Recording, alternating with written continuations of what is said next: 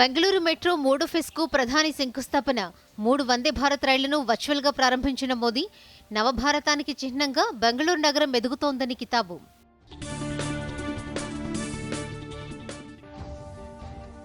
Operation సింధూర్తో ప్రపంచం తొలిసారి సరికొత్త భారత్ను చూసిందన్న ప్రధాని.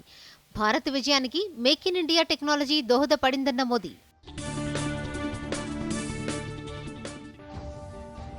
ఖమ్మం జిల్లా వంగవీడిలో జవహర్ ఎత్తిపోతల పథకానికి మంత్రుల శంకుస్థాపన. మధుర రైతుల దశాబ్దాల నీటి కష్టాలు తీరబోతున్నాయన్న భట్టి విక్రమార్క.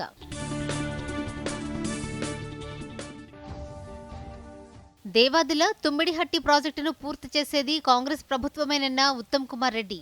కాంగ్రెస్ ప్రభుత్వం అధికారంలోకి వచ్చిన తర్వాతే ప్రాజెక్టుల్లో కదలిక వచ్చిందని వెల్లడి.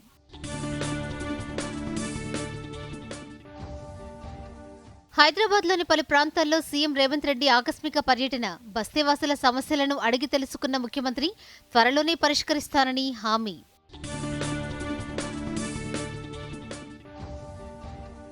రేపటి నుంచి రాష్ట్ర వ్యాప్తంగా నులిపురుగుల నివారణ మాత్రల పంపిణీ. అంగన్వాడీ కేంద్రాలు, పాఠశాలలు, కాలేజీల్లో పంపిణీ చేయనున్న ప్రభుత్వం.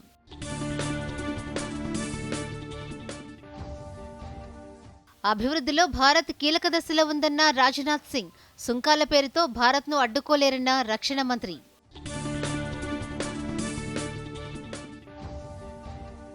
రాష్ట్ర వ్యాప్తంగా కురుస్తున్న భారీ వర్షాలు. 11 జిల్లాలకు ఎల్లో అలర్ట్ జారీ చేసిన వాతావరణ శాఖ. 13న మరో అల్పపీడనం ఏర్పడనుందని వెల్లడి.